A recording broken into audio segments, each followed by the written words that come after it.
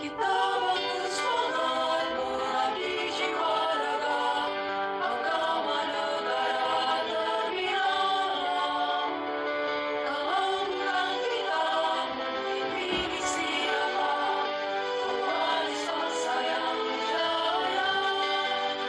Ayolah hina generasi muda, di sekolah juga di rumah. Oke, Putri, sehat? Alhamdulillah sehat. Oke, itu kayaknya bu apa itu? Legal. Oh, Ini iya. suasana lebaran. Oh, Boleh. Boleh dibuka? Ini legenda loh ini. Oh, iya. Sukanya Anasya ya. Betul. Anasya sehat. Sehat. Iya. Boleh minta bukain bu? Boleh. Oh iya. Bangga sekali. Silakan. Biasa dimanja bu. Oke, bu coba salam dong bu barengan. Iya. Biar salam sehati. Oke, silakan dicoba. Iya. Enak sekali bu ya. Nanti minumnya ya. Minumnya ditunggu ya bu ya. Iya. Oke. Bu Tri, yang lagi happening sekarang itu kan tentang zona abu-abu ya. Menurut ibu tuh seperti apa sih sekolah yang memang memiliki zona abu-abu itu? Iya. Kita melanjutkan yang kemarin memang ya. Agak juga saya juga mendengar dan sekilas ya mendengar beritanya gitu ya, zona abu-abu, tapi nanti kita untuk lebih jelasnya gimana kita minta pendapat sama Pak ya, seperti minta kita nanti gimana beliau menjelaskan biar kita juga enak paham menjelaskan ke Orang lain ya gitu. gitu. Oke.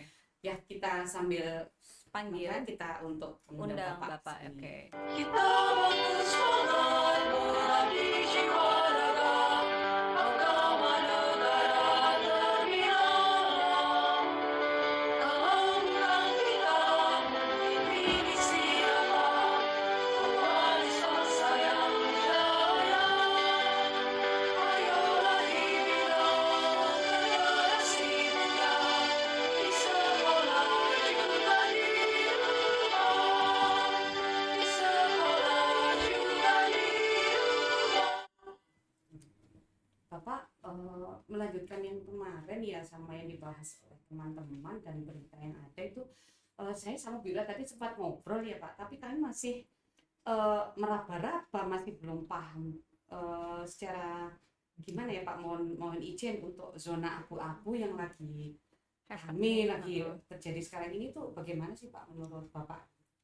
Iya, Bapak sendiri tadi sudah mendengar tentang zona abu-abu. Itu sebenarnya kan ada di setiap organisasi ya. Bukan cuma di dunia pendidikan aja, seperti tadi dijelaskan. Di apa tadi, penjualan obat-obatan untuk pertanian ada zona abu-abu di situ. Kemudian di kepolisian ada zona abu-abu di situ. Tapi terungkap juga di dunia pendidikan ada juga zona abu-abu. Sesungguhnya bahasanya memang lebih halus ya, zona abu-abu. Kemungkinan ada pelanggaran di situ karena tidak ada transparansi sehingga dianggapnya sebagai zona abu-abu. Apakah di dunia pendidikan ada? Bukan cuma di dunia pendidikan, di semua juga ada. Tetapi harusnya dunia pendidikan itu jadi percontohan. Salah satu contoh memang akibat perpolitikan di Indonesia yang riskan. Seperti sekolah gratis, sekolah gratis, sekolah gratis, begitu ya kan? Sehingga masyarakat tahunya sekolah itu nggak usah bayar, gratis. Padahal di SK-nya, di suratnya, apakah itu dari Dinas Pendidikan Pusat, apakah dari Provinsi Jawa Barat, tidak ada di suratnya itu sekolah gratis. Yang ada adalah subsidi. Jadi pemerintah dari Jawa Barat itu mensubsidi lewat apa yang tahu, ada BOS, apalagi BOPD, ya itu diantaranya itu subsidi. Berarti kalau subsidi itu bukan menggratiskan dunia pendidikan, maka dianggaplah itu sebagai zona abu-abu ada peluang sekolah untuk pungutan liar katanya. Tidak demikian adanya. Tapi yang Bapak tangkap dari pembicara sebelumnya tentang zona abu-abu di dunia pendidikan di kita, terutama di Bekasi, bukan ke situ arahnya tampaknya. Tapi yang Bapak maksud dengan zona abu-abu secara umum ya seperti itu ya, untuk dunia pendidikan. Tetapi untuk zona abu-abu yang tadi ditanyakan sama teman-teman di Bekasi khususnya, ada banyak demo orang tua di beberapa tempat karena siswanya tidak bisa menerima undangan khusus dari perguruan tinggi. Akibat apa? Akibat dari tidak masuk di Dapodik karena kelebihan siswa. Kan menurut aturannya satu kelas 36. Tiba-tiba lebih dari 36 dalam satu kelas ya tidak masuk ke Dapodik. Tidak bisa diperhitungkan untuk menerima undangan dari perguruan tinggi.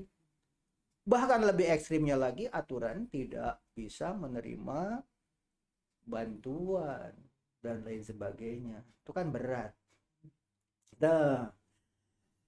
Nah, yang demikian itu kan dianggapnya sebagai pelanggaran oleh sekolah, padahal sesungguhnya bisa saja kesalahan teknis.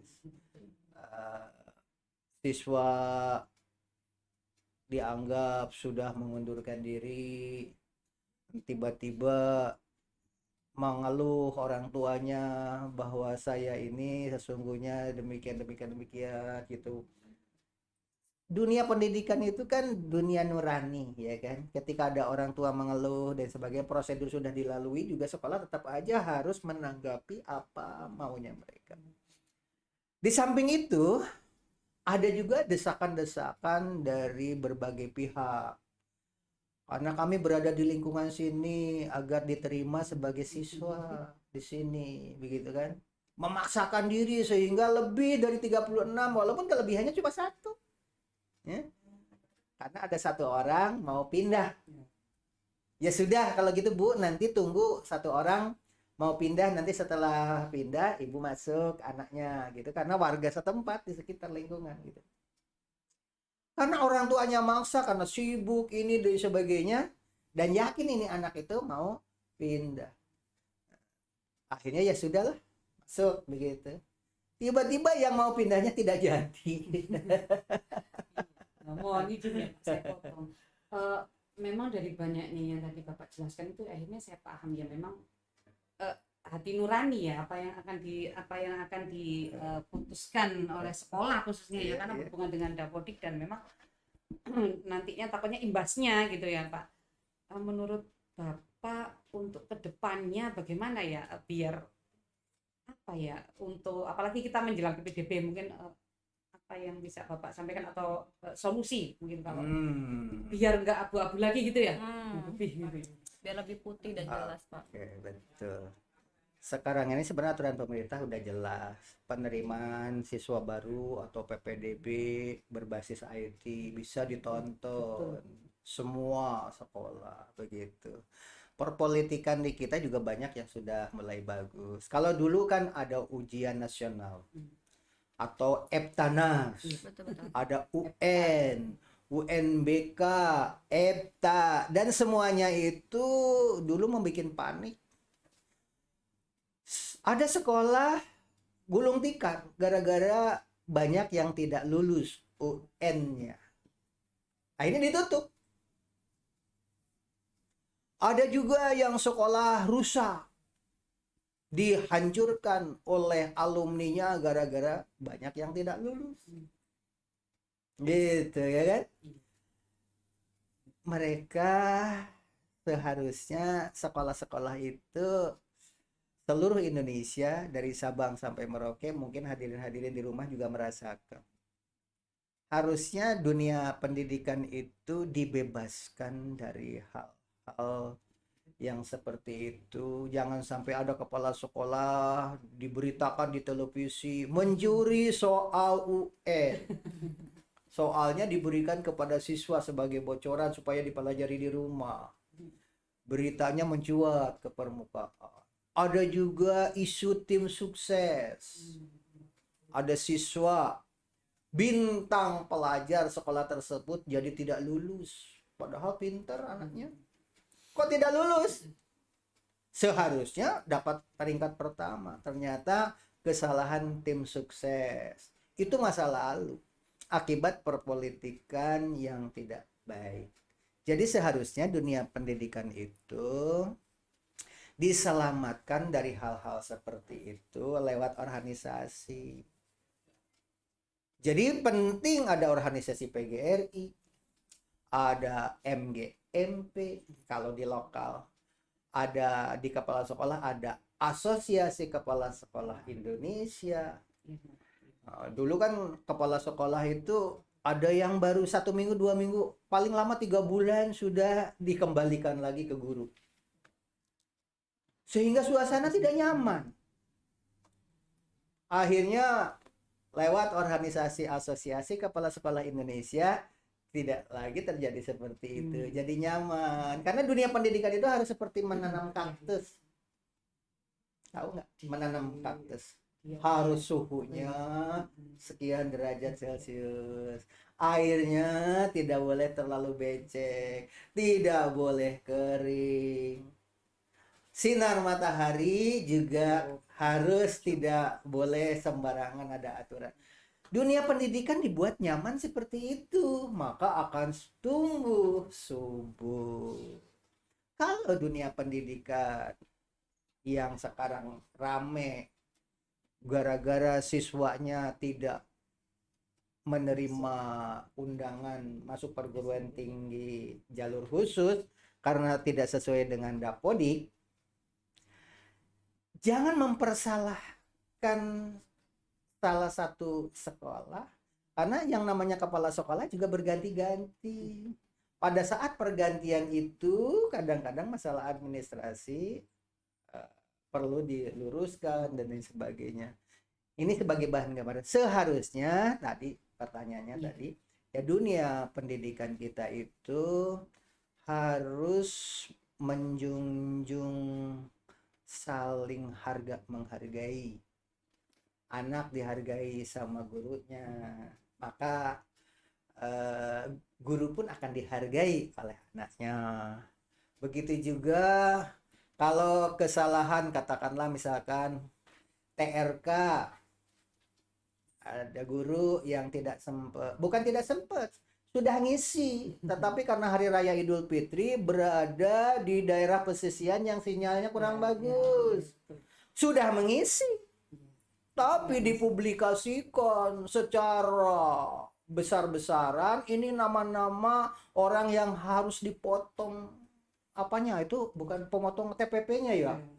Dulu 3% menjadi 5%, misalkan begitu, dengan nama-nama ini.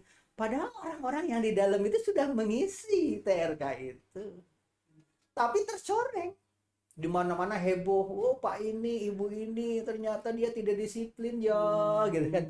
Nah, ini salah satu contoh jadi zona abu-abu. Padahal orang tidak bisa didiskreditkan seperti itu, apalagi baru pertama kali. Itu pun hari raya Idul Fitri. Iya. Mohon maaf Pak, Ya. saya potong. Dari yang Papa jelaskan tadi, jujur saya kan karena pengalamannya baru sedikit 5 tahun ngajar, jadi agak kurang paham dari apa yang Bapak Sudah jadi jelaskan. guru 5 tahun, Iya. belum jadi PNS ya? Belum Pak. Mudah-mudahan, doakan yang di rumah Amin. semua. Kebetulan ini sekolah Gubuk Apung ini berapa persen yang guru PNS-nya ya Pak Doni ya? 5%. 5%. 10-an ya, 10%. 90% gurunya honorer. Mudah-mudahan Bu Ira ya, Amin. doakan bersama-sama dan teman-teman yang Amin. 90% itu segera diangkat menjadi pegawai negeri sipil, karena guru-guru kita itu memang sangat dibutuhkan untuk tenaga seperti itu. Sementara masyarakat menganggap dunia pendidikan kita itu adalah gratis. Padahal Gila. sekolah Gubuk Apung ini 90% guru honorer, Bu Ira. Ini salah satu di antaranya. Itu.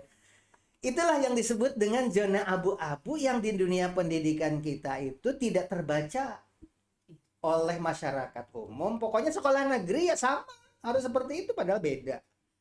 SMA ini beda, 90% guru honorer. Dan perlu disikapi oleh para atasan yang memiliki kedudukan, yang memiliki kebijakan. Dan alhamdulillah sekarang dunia pendidikan sekarang udah bagus, tidak ada lagi kemelut UN, tim sukses, dipercayakan kepada sekolah karena yang namanya dunia pendidikan itu tanggung jawabnya ada di pemimpin sekolah, kan begitu ya? Iya. Betul. Itu. Ada pertanyaan lagi silakan Bu Ira, Mungkin Bu sudah Tri. ini ya Pak, dari Cukup jelas.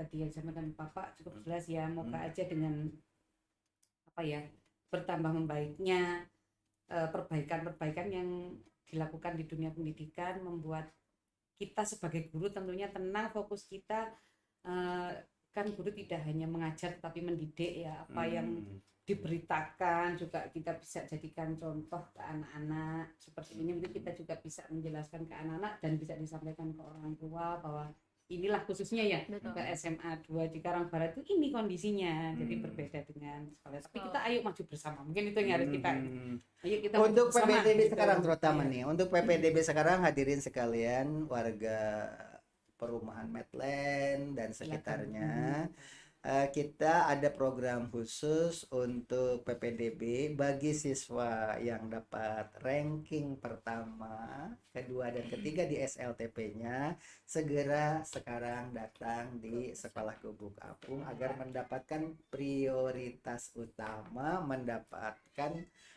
kursi ya kelas khusus. Nanti akan ada perlakuan istimewa untuk mengangkat martabat, karena jujur saja banyak orang yang berpendapat, Bapak dan Ibu hadirin sekalian di rumah, sekolah yang bagus itu katanya singkong bisa menjadi roti gitu, walaupun bahan dasarnya sejelek apapun, kualitasnya tidak seistimewa apapun, tetapi setelah keluar dari sekolah tersebut menjadi hebat yang luar biasa. Dalam total quality management tidak seperti itu. Kalau ingin suatu produk yang bagus, maka bahan dasarnya juga pilihan. Kalau ingin jadi roti ya pakai terigu. Kalau dari singkong jadinya apa? Keripik, apalagi Getuk ya. getuk kayak gitu. Jadi ada kekhususan seperti itu. Jangan punya anggapan sekolah yang bagus itu ya, tetap ada 3 bahan, proses, barulah produk, kan begitu. Nah, di SMA Negeri Gubuk Apung atau 2 Cikarang Barat ini sedang mengarah ke situ. Insya Allah nanti anak-anak unggul, anak-anak hebat ada di sini. Sesungguhnya anak itu belajar bukan hanya karena guru, tetapi karena lingkungan. Dengan lingkungan yang sudah terbentuk nih Bu Ira nih sebagai guru muda ya, lingkungannya sudah mendukung, anak-anak katanya udah senang belajar dengan Bu Ira karena Bu Ira itu ramah katanya. Bu Ira itu dari hati mengadakan pendekatan dengan siswa, begitu dengan Bu Tri. Hadirin sekalian yang ada di rumah, beginilah penampilan guru-guru di sini. Makanya anak-anak pada senang belajar di sini. Tinggal satu tadi, menciptakan lingkungan agar siswa-siswa yang berprestasi itu nanti digodok di sini, mengajari teman-temannya berupa tutor sebaya. Kalau bertanya ke guru kan segan. Iya. Kalau bertanya kepada temannya sendiri, dan anak pinter paling berani nanya sama gurunya, ke Putri, ke Wira gitu. Sementara anak-anak yang boleh dikatakan tidak terlalu pinter di bidang tertentu, itu mereka berani bertanya sama teman. Orang yang istimewa biasanya paling berani bertanya sama gurunya. Nah, jadi saling mengisi, saling bantu. Sebab tidak ada orang yang bodoh tuh nggak ada. Betul.